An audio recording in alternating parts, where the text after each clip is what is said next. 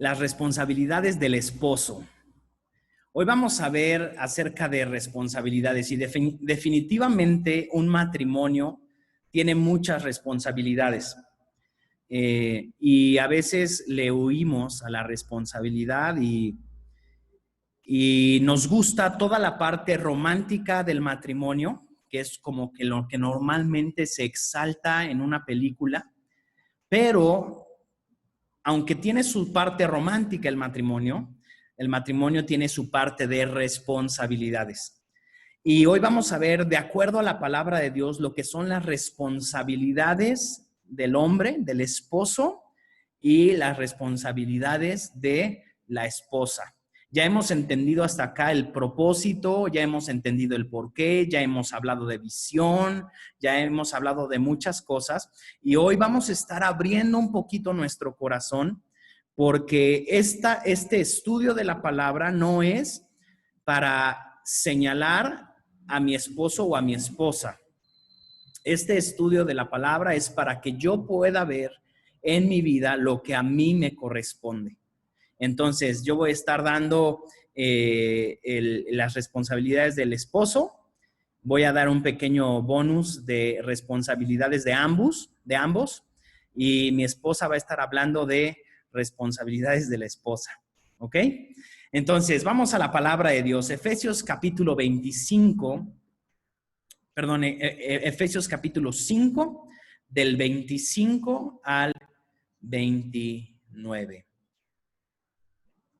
Esto está buenísimo. Alguien que lo pueda leer, por favor. Efesios 5, del 25 al 29, está en pantalla.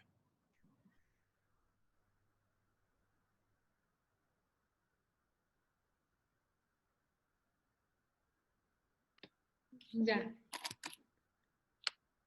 A ver. Adelante. Sí, dice, para los maridos, eso significa, ame cada uno a su esposa tal como Cristo amó a la iglesia. Él entregó su vida por ella, a fin de hacerla santa y limpia al lavarla mediante la purificación de la palabra de Dios. Lo hizo para presentársela a sí mismo como una iglesia gloriosa, sin mancha ni arruga ni ningún otro defecto. Será en cambio santa e intachable. De la misma manera, el marido debe amar a su esposa como ama a su propio cuerpo, pues un hombre que ama a su esposa en realidad demuestra que se ama a sí mismo. Nadie odia su propio cuerpo, sino que lo alimenta y lo cuida, tal como Cristo lo hace por la iglesia. Perfecto. Muchísimas gracias, Mari. Bien, el primer punto de la responsabilidad del esposo es amar a la esposa. Y bueno, eso pareciera de cierta manera obvio, pero la verdad es que no tanto se refiere otra vez, vuelvo a lo mismo, no se refiere a la parte romántica del amor, sino a la parte responsable del amor. Porque la parte romántica normalmente tiende a terminarse o normalmente tiende a, en cierto momento, diríamos coloquialmente en México, rajarse, ¿no? Como que esa parte romántica a veces dice, no, pues ya no puedo más, ya no puedo amarla más. Pero la parte de la responsabilidad es siempre voy a poder amarla. Y nos da dos ejemplos aquí de cómo tenemos que amarla. Número uno, nos dice que tenemos que amarla como Cristo amó a su iglesia. Ahí ya definitivamente a los hombres nos puso la vara altísima, porque nos está diciendo, ustedes esposos tienen que amar a su esposa como Cristo amó a la iglesia. Híjole, pues la verdad es que tenemos mucho trabajo, pero eso es ya cuando es la responsabilidad de amarla. Una cosa es cuando yo decido casarme y entonces digo, no, pues sí, la amo, pero otra cosa es cuando vienen las adversidades, cuando ella no reacciona como yo quiero, cuando ella no hace las cosas como a mí me gustan, cuando ella no se comporta como yo quiero, ya no la puedo amar. O sea, que a veces ponemos cláusulas a nuestro amor donde decimos, sí, la amo siempre y cuando cumpla con estos requisitos. Pero si ya no cumple con estos, ya no la amo. Eso tenemos que quitarlo de nuestra vida. Porque Cristo no está poniendo condiciones. Cristo, dice Juan 3:16, amó al mundo. No importa si el mundo lo busca, no importa si el mundo lo ama, no importa si el mundo le hace caso, no importa, no hay ninguna cláusula en el amor de Dios. Y como esposos tampoco podemos tener ninguna cláusula. Simplemente la responsabilidad de decir, yo decido amar a mi esposa. Y por ahí decimos, llueva, truene o relampaguee, ¿ok? Eso sería como un y si pasara eso. Pero la verdad es que tenemos que decidir amarla cuando llueva, amarla cuando truene, cuando relampaguee. La Biblia dice que una casa se construye sobre la roca. Y tú puedes construirla o sobre la roca o sobre la arena. Y sobre ambas casas van a venir tormentas, van a venir momentos difíciles, van a venir. Jesús mismo dio una promesa donde dijo, en el mundo vas a tener aflicción. Y si quisiéramos usarlo en el matrimonio, podría ser, en el matrimonio vas a tener aflicción. Pero confía porque yo he vencido. Eso es lo que Cristo nos dice. Confía porque yo he sabido ser un buen esposo, nos diría Jesús. Así que, esposos, tenemos que amar a nuestra esposa. Es nuestra responsabilidad. No nos podemos echar para atrás. No nos podemos rajar. A través de todas las circunstancias, a través de todos los momentos difíciles, nuestro papel principal es amar a la esposa, amarla. Y luego la segunda imagen que usa es, amen a su esposa como aman a su propio cuerpo. Todo el mundo que ama su propio cuerpo lo cuida, lo protege, lo alimenta, etcétera, etcétera. Entonces, amen a su esposa de la misma manera. Qué interesante, porque eso nos deja tarea por 60 años de amar a nuestra esposa, pase lo que pase. Y eso es lo primordial y eso es lo primero. Entonces, ya tenemos el primer punto. Ahora, me encanta algo que dice esto que leyó Mari. El amor es entregar su vida. Tú y yo como hombres entregamos nuestra vida. ¿Qué quiere decir eso? De cierta manera, el hombre tiene que dejar su vida por su esposa. El regalo más grande que le hace el hombre a su esposa es su vida misma. Así como Jesús, su regalo más grande, el regalo más grande que nos hace es su vida misma. Entonces, para los que son solteros el día de hoy, quiero decirte, ¿cuándo estás preparado para casarte, hombre? Cuando estás dispuesto a entregar toda tu vida por la persona con la que te vas a casar. Cuando estás dispuesto a entregar todos tus gustos, todos tus sueños, todos tus anhelos, todos tus ahorros, todo lo que hay en tu vida por esa persona, de tal manera que esa persona después de Dios se convierta en lo primero. Ahí es cuando uno está listo para casarse. El hombre entonces, de cierta manera, deja su vida pasada como lo hizo con Cristo, ¿no? Deja su vida pasada para unirse a esa nueva persona que ama y con la que quiere pasar toda su vida. Y luego dice, a fin de hacerla santa, limpia, mediante la purificación. Entonces, cuando nosotros amamos a nuestra esposa, sucede una purificación y una limpieza. Viene una santidad porque nosotros decidimos morir a nuestro yo para que nuestra esposa salga de cierta manera pura, limpia, santa. Esa es la imagen que Dios nos regala en estos versículos que leímos. Fíjense, Colosenses capítulo 3, versículo 19, dice lo siguiente. Lo voy a leer yo. Dice, maridos, ame cada uno a su esposa y nunca la trate con aspereza. Ese versículo es otra vara muy alta que pone Dios. Porque nos corresponde amar a nuestras esposas y nunca tratarlas con aspereza. En el libro que estamos leyendo acerca del amor y cómo el amor tiene ciertas características. Bueno, como hombres tenemos que saber algo. No nos hemos casado con un hombre, nos hemos casado con una mujer. Y al casarnos con una mujer, nosotros estamos decidiendo tratar a esa mujer con cuidado, con amor, con paciencia, con tolerancia y no tratarla con aspereza y con rudeza. Entonces, definitivamente Dios nos ha llamado a ser caballeros y poder tratar a nuestra esposa con delicadeza. Definitivamente, lo hemos hablado muchas veces, pero una vez más lo mencionamos, el amor se tiene que demostrar. Porque no es un sentimiento, no es una emoción. El amor más bien es un estilo de vida.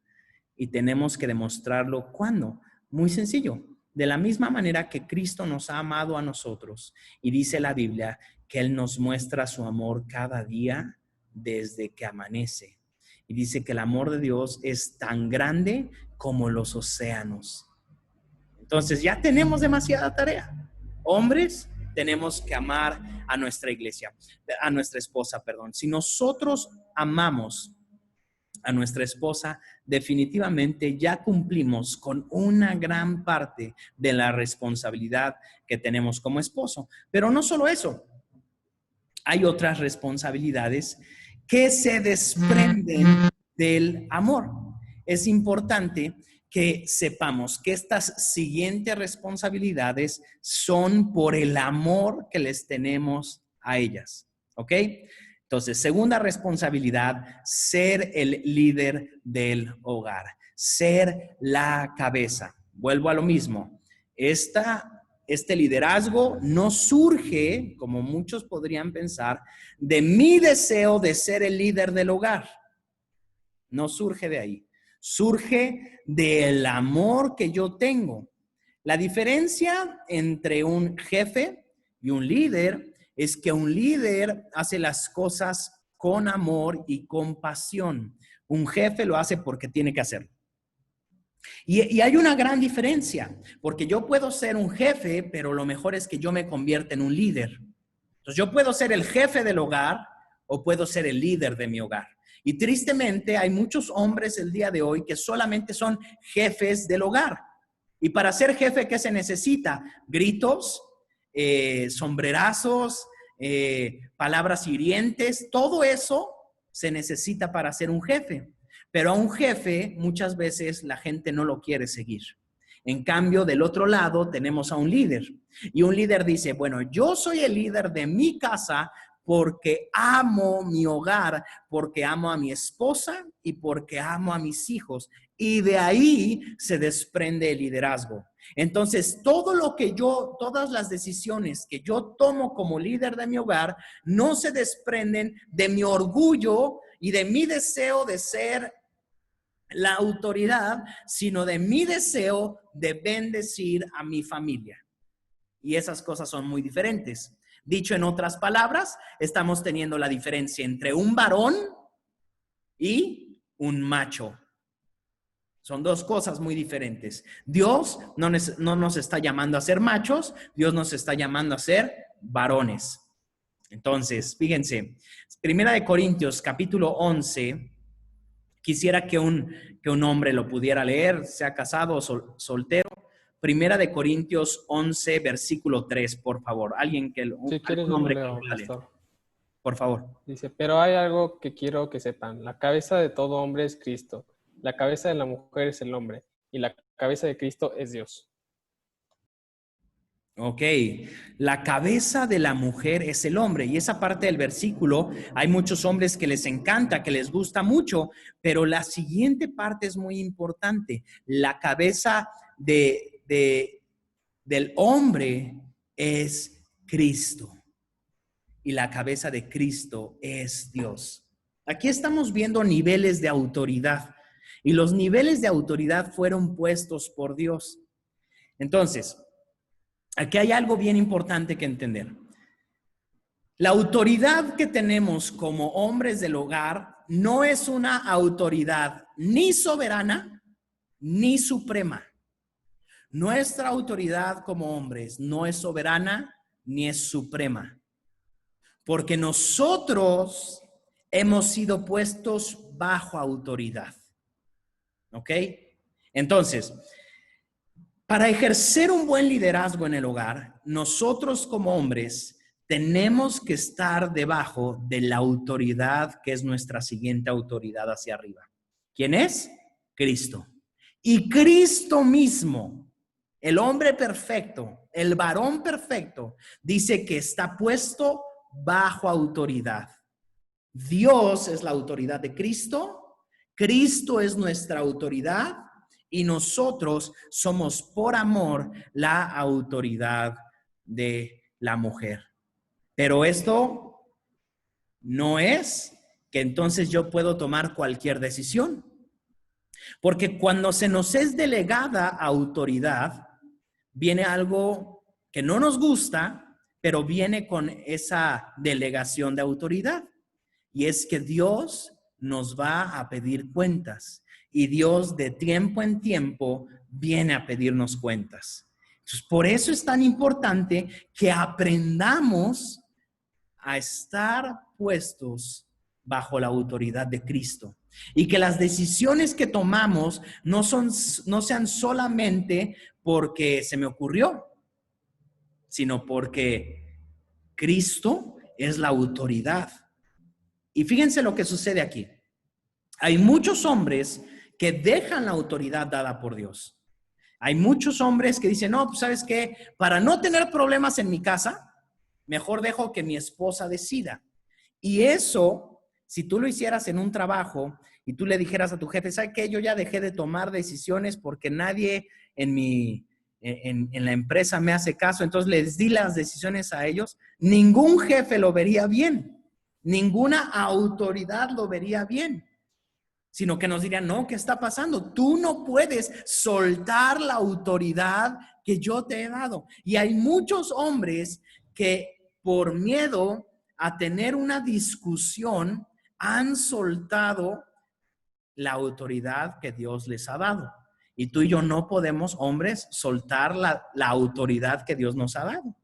Entonces, no podemos ni soltarla, ni tampoco aferrarnos a esa autoridad como si nosotros fuéramos la autoridad suprema y soberana, que a veces son tristemente los dos lugares que dominan en nuestra nación.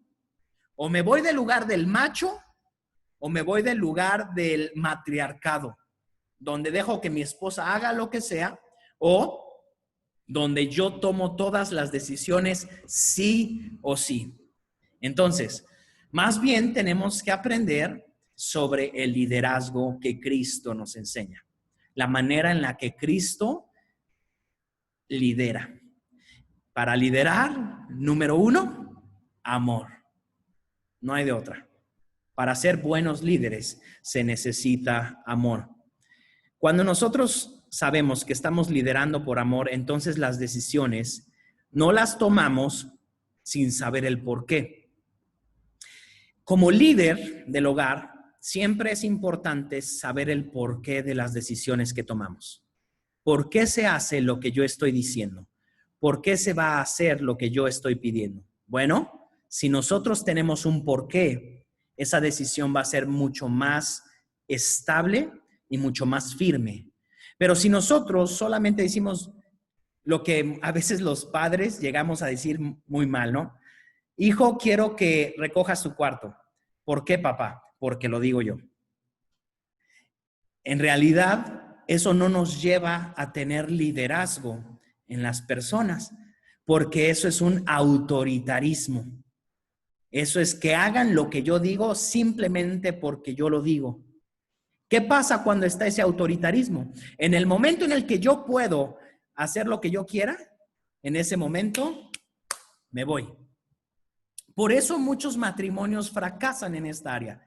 ¿Por qué? Porque la esposa ve a un esposo que impone ciertas reglas y ciertas condiciones, pero simplemente porque él lo dice.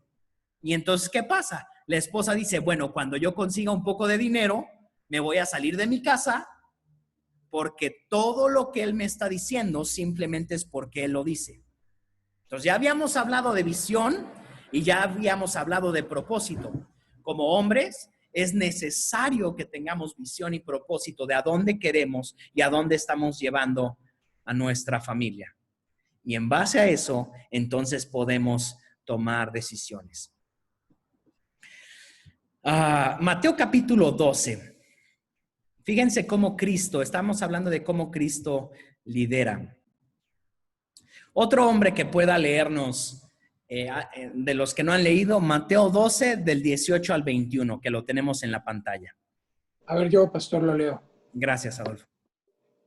Miren a mi siervo, al que he elegido. Él es mi amado, quien me complace. Pondré mi espíritu sobre él y proclamaré justicia a las naciones. Versículo 19. No peleará ni gritará, ni levantará su voz en público. No aplastará la caña más débil, ni apagará una vela que titila. Al final hará que la justicia salga victoriosa y su nombre será esperanza de todo el mundo. Fíjense, gracias, Adolfo. Fíjense las características de este líder, Jesús, el cual nos dijo, amen a su esposa como Cristo, que es de quien está hablando ahorita, amó a la iglesia. Y fíjense cómo empieza. Miren a mi siervo. Un líder, número 1, es siervo.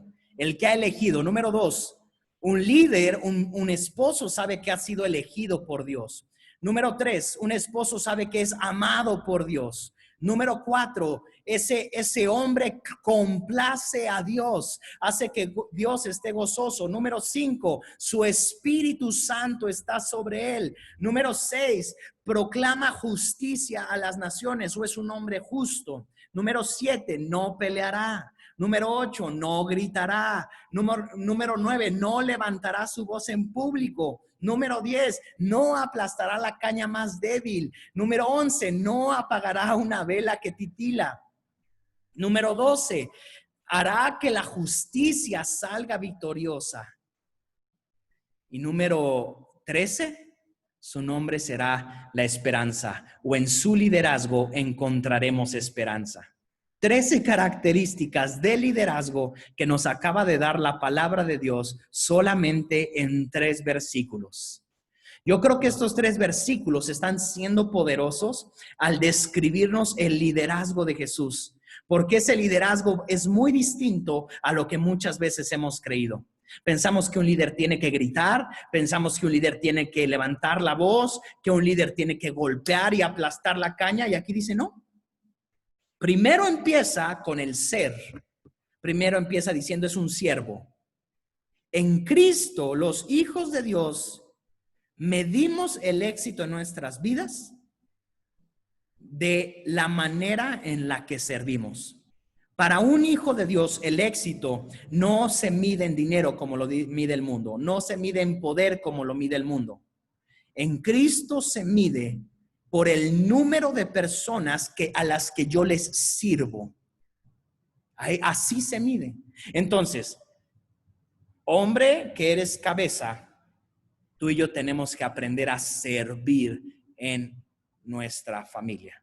Por ahí empezamos. Y después habla, eres elegido, eres amado, el Espíritu Santo está sobre ti y las demás características. Yo creo que son buenos versículos para estudiar, hombres, porque muchas veces se nos olvidan.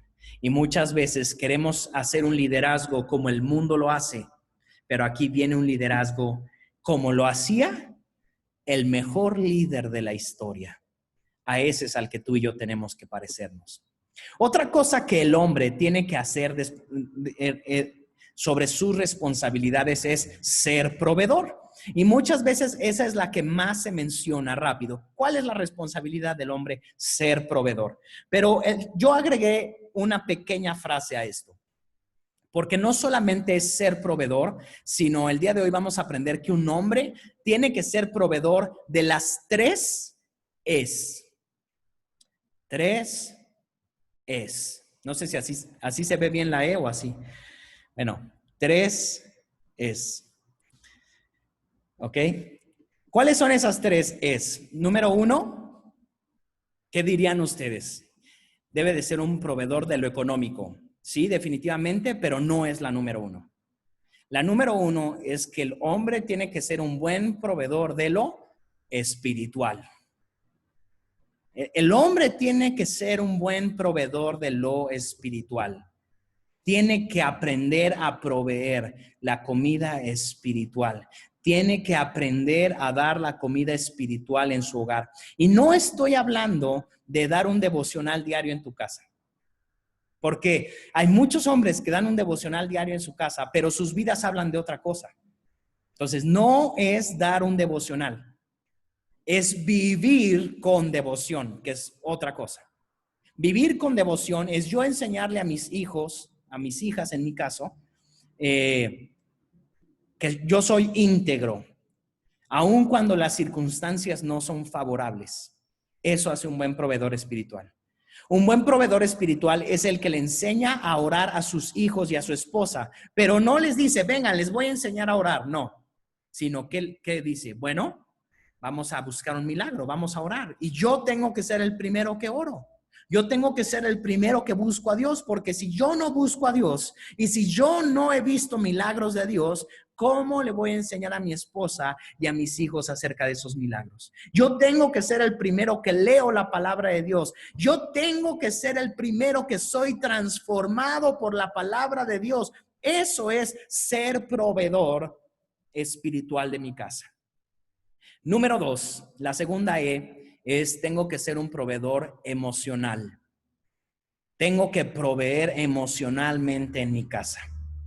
Hay muchos hombres que son buenos proveedores económicamente, pero no son buenos proveedores emocionalmente. Tenemos que aprender a ser buenos proveedores emocionalmente con nuestra esposa primero y con nuestros hijos segundo. Y por último, ahora sí, la tercera E es económicamente. Entonces, espiritual, emocional y económico. Tenemos que aprender a ser proveedor de las 3 Es. Tenemos por ahí otro hombre que pueda leer Primera de Timoteo capítulo 5, versículo 8. Hay un hombre que esté por ahí. Si quieres lo vuelvo a leer, pastor. Primera de Timoteo 5:8.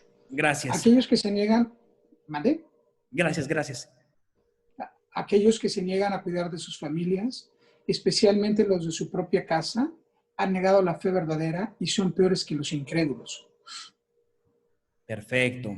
Entonces, la fe verdadera en nuestras vidas como líderes del hogar está en cuidar a los de nuestra casa, a proveer para los de nuestra casa, a dar lo que ellos necesitan. Entonces, esas 3 cosas es importante que aprendamos a proveerlas. Empezando por lo espiritual, empezando por ser un hombre. Y aquí me voy bueno, quiero leerles unos versículos que están en Juan 17 antes de pasar al siguiente punto. Juan 17, versículos 9, 10 y 26. Fíjense, esta es una oración que Jesús hizo por sus discípulos. Dice, mi oración no es por el mundo, sino por los que me has dado, porque te pertenecen. Todos los que son míos te pertenecen y me los has dado para que me den gloria. Yo te he dado a conocer a ellos y seguiré haciéndolo. Entonces tu amor por mí estará en ellos y yo también estaré en ellos. Cuando nosotros aprendemos a ser buenos proveedores, cuando nos damos cuenta de algo, que las personas que Dios nos ha dado, nuestra esposa y nuestros hijos, no son nuestros. Tenemos que saber algo y reconocerlo siempre. Nosotros solamente somos administradores. Nosotros somos líderes de algo que no es nuestro, de algo que no nos corresponde a nosotros. Aquí dijo Jesús: Señor, los que tú me diste no son míos. Los que tú me diste te pertenecen. Pero yo, Señor, voy a darte a conocer con ellos. Definitivamente, uno de los errores más grandes que cometen los hombres hoy en día es querer ser líderes en el hogar sin conocer a Dios, sin conocer sus atributos, sin conocerlo a Él, sin tenerlo presente, y ese liderazgo a la larga va a fracasar. Para poder ser buenos líderes, tenemos que primero aprender a conocer a Dios. Si nosotros no conocemos a Dios, vamos a fracasar. Si nosotros no nos estamos metiendo en conocer la anchura, la profundidad, la altura de Dios, vamos a perder nuestro liderazgo como hombres. Porque el liderazgo, vuelvo a decirlo, no depende de nosotros, depende de Dios. Nuestra autoridad no depende de nosotros, depende de Dios. Eso nos hace más fácil las cosas también. Porque entonces, si nosotros, como autoridad espiritual, sabemos cuál es el camino que debemos de seguir, pero en nuestra familia no quieren seguir ese camino, ¿qué es lo que tenemos que hacer? Bueno, una persona que está puesta bajo autoridad, lo correcto que haría es ir con la autoridad y decir: ¿sabes qué? En este caso, Señor Jesús, en mi casa no quieren seguir el camino por el que yo voy. Así que necesitamos de tu ayuda. Así que como dirían por ahí, push the red button, ¿no? Aprieta el botón rojo y pide emergencia. Señor, hay una dirección que tú me has dado, hay una visión que tú me has dado, pero mi familia no quiere seguirme. Y entonces ahí Dios es el que tiene que hacer la obra. Por eso así nuestra responsabilidad es mucho más descansada en Dios. Y de esa manera podemos ejercer el liderazgo y la autoridad que tenemos como hijos de Dios y como esposos. El último punto acerca de la responsabilidad del esposo es uno que tal vez no se toma como responsabilidad, pero yo creo que es muy importante. Y este cuarto punto es desarrollar el carácter de Cristo. Vuelvo a lo mismo. Muchos hombres solamente quieren que se les reconozca como autoridad en la casa y que se les trate como una autoridad. Pero como esposos tenemos la responsabilidad de desarrollar el carácter de Cristo. Jesús dijo lo siguiente en Mateo capítulo 11, versículo 29. Alguien que nos lo pueda leer, por favor. Mateo 11, 29. ¿Quieres que lo vuelva a leer? Sí, por favor. Ahí está Yo Joe. lo leo. Gracias, Joe. Pónganse mi yugo, déjenme enseñarles, porque yo soy humilde y tierno de corazón y encontrarán descanso para el alma. Wow, muchísimas gracias, Joe. Uno pensaría que un líder no debe de ser tierno de corazón. Y me gusta esta traducción porque está diciendo Jesús: pónganse mi yugo. Pónganse, ¿se acuerdan? Hablamos del yugo en una de las primeras clases. Y aquí Jesús lo está mencionando y está diciendo: pónganse mi yugo porque yo soy humilde y tierno de corazón.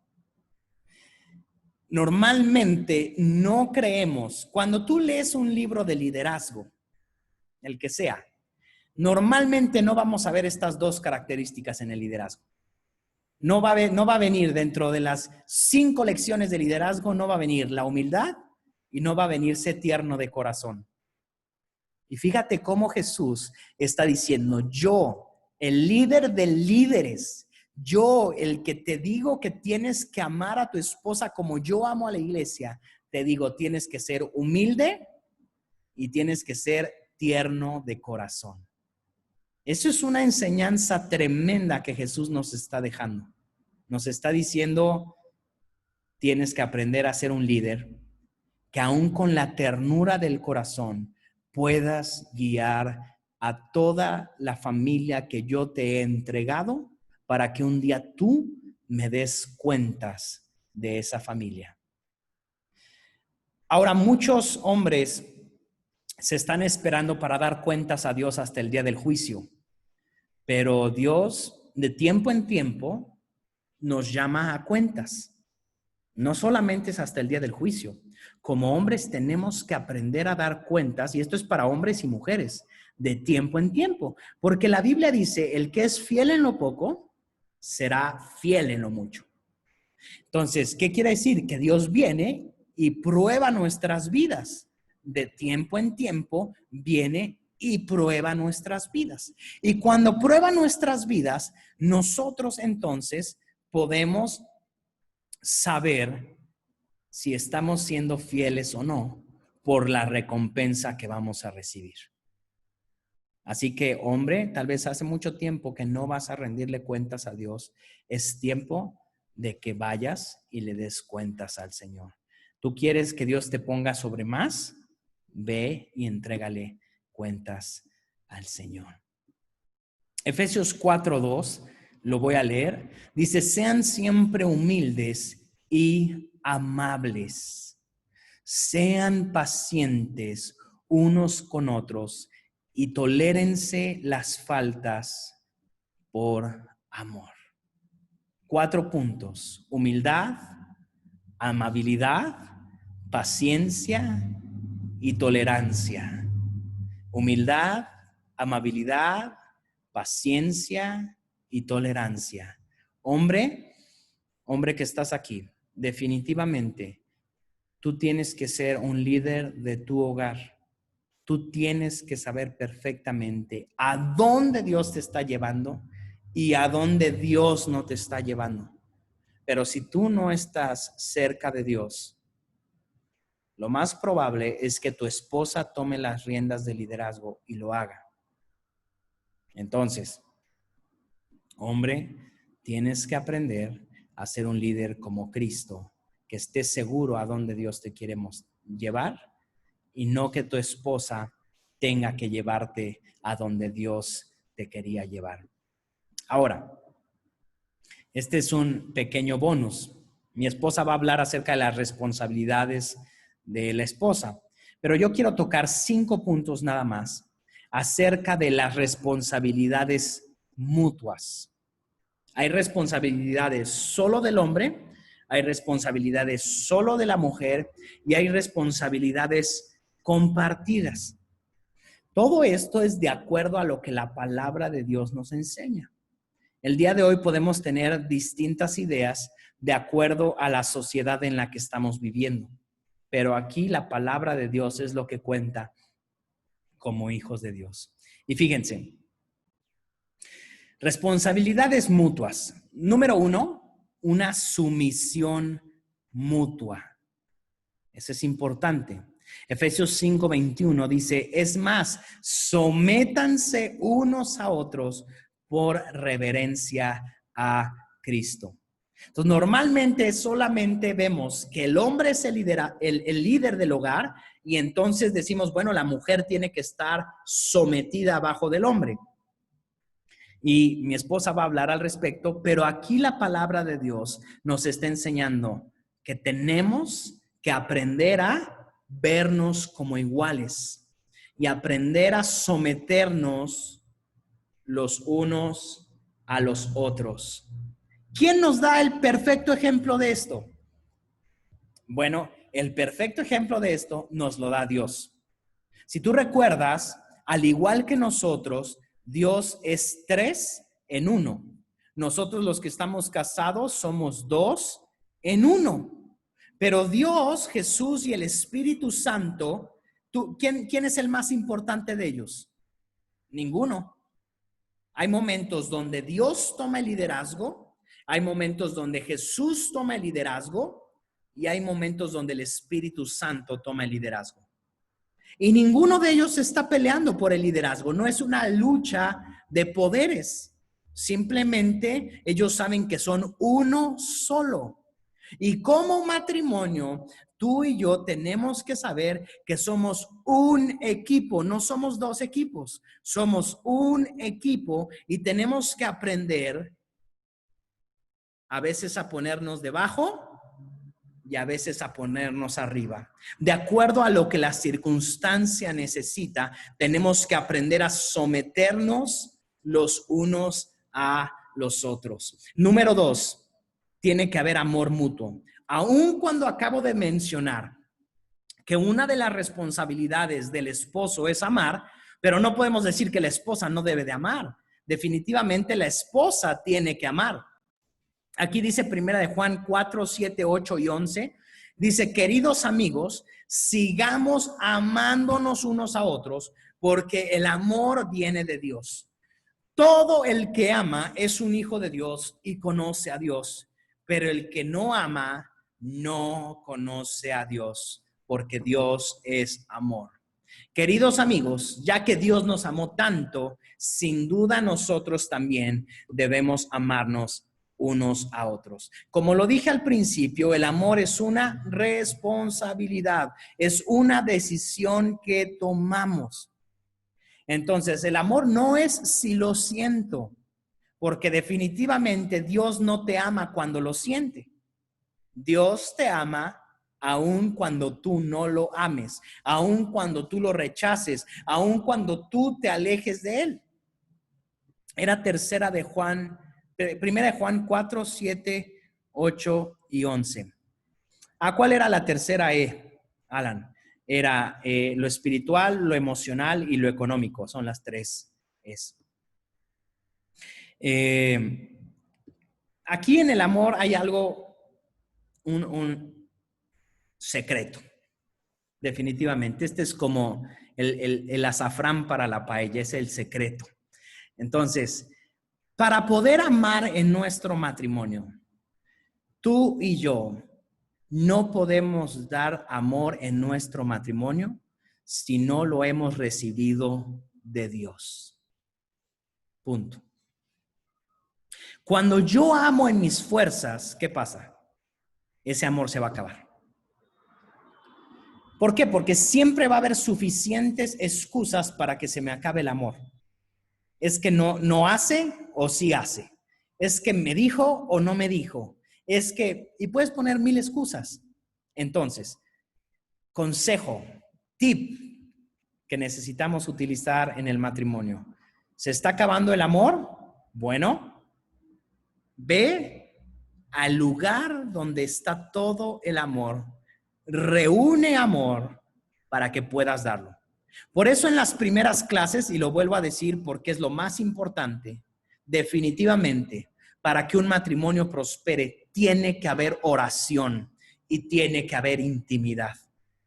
Porque el amor, dicen por ahí, cuando se acaba el dinero, el amor se sale por la ventana. Bueno, eso si no es el amor de Dios. Eso definitivamente si no es el amor de Dios. Porque el pacto que hicimos en el altar es, yo estaré contigo en la riqueza y en la pobreza. ¿Por qué se va el amor cuando no hay dinero?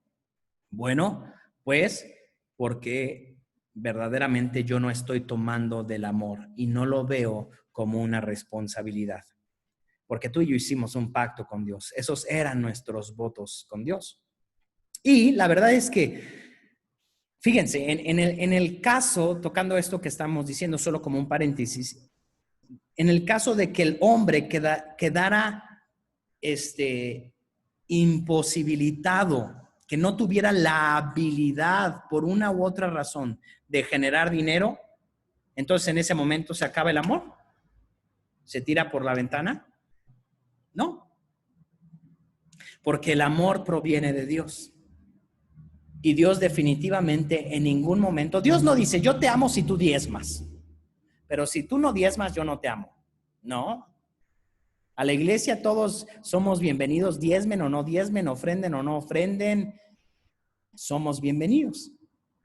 Entonces, en el matrimonio, si se te está acabando el amor por falta de dinero, porque puede ser el caso de alguien acá, tienes que ir a la reserva de amor. Tu responsabilidad, hombre o mujer, tu responsabilidad es ir a buscar amor en la presencia de Dios. Y conste que ya habíamos hablado que el hombre es proveedor también económico. Tercer punto acerca de las responsabilidades mutuas es el servicio. Liderazgo. Gálatas 5:13 dice, pues ustedes, mis hermanos, han sido llamados a vivir en libertad, pero no usen esa libertad para satisfacer los deseos de la naturaleza pecaminosa. Al contrario, usa la libertad para servirte, para servirse unos a otros por amor. La libertad que Cristo te ha dado, y todos los que estamos aquí creemos en Cristo, creemos en el matrimonio como la idea de Dios. Respecto a esa libertad, usémosla no para pisotear al otro, sino para servirnos, porque es a lo que Cristo nos ha llamado. Nunca un líder hijo de Dios tiene ese liderazgo para aplastar a nadie, nunca, sino más bien para servirle a esa persona. Entonces el servicio mutuo debe de ser mutuo de ambas partes, definitivamente. Número 4, el perdón mutuo. Colosenses 3:13 dice, sean comprensivos con las faltas de los demás y perdonen a todo el que los ofenda. Recuerda que el Señor te perdonó a ti, así que tú debes de perdonar a otros. Si te das cuenta, la base del matrimonio, hay muchos libros que tú puedes leer muy buenos de consejos para el matrimonio, definitivamente. Pero para los hijos de Dios, la base del matrimonio no son maneras de comportarse. No lo son. ¿Por qué? Porque siempre va a haber algo por lo cual yo pueda salirme de eso. Para los hijos de Dios, creemos que el matrimonio definitivamente procede de Dios. Definitivamente. El matrimonio y el perdón en el matrimonio no es porque yo sea muy bueno, no es porque mi esposa sea muy buena. El perdón en el matrimonio es porque Cristo me perdonó a mí. El amor es porque Él me amó a mí. El servicio es porque Él me sirvió a mí. Por eso verdaderamente es que nuestro matrimonio debe de funcionar. Porque nuestro matrimonio no se trata de nuestra relación. Nuestro matrimonio más bien se trata de nuestra relación con Dios. No de mi relación con mi esposa, de mi relación con Dios. Porque cuando yo tengo una relación buena con Dios, yo puedo tener una buena relación con mi esposa. Entonces, date cuenta de algo. Si el matrimonio no está pasando por una buena etapa, piensa primero, ¿cómo está mi relación con Dios? ¿Cómo está mi idea de Dios? ¿Cómo está mi concepto del Señor? Y entonces después vamos a poder arreglar el comportamiento, pero no podemos arreglar el comportamiento si no hemos arreglado primero el problema del ser, de lo que tú y yo somos en Cristo. Y por último, fidelidad. Definitivamente hay una responsabilidad a ser fieles. Y con fieles quiero decir a escogernos primero sobre todas las cosas. Esto es ser fieles. Proverbios 5:15 al 17 dice, bebe el agua de tu propio pozo. Comparte tu amor únicamente con tu esposa, obviamente también con tu esposo. ¿Para qué derramar por las calles el agua de tus manantiales teniendo sexo con cualquiera? Versículo 17, deben reservarla solo para los dos. Jamás la compartas con desconocidos. La fidelidad es una responsabilidad mutua. Y no tenemos que ir derrochando nuestra agua y nuestro amor por todos lados, sino tenemos que aprender a vaciar nuestro amor sobre nuestra esposa y sobre nuestro esposo. Ahí tenemos 5 puntos de responsabilidades.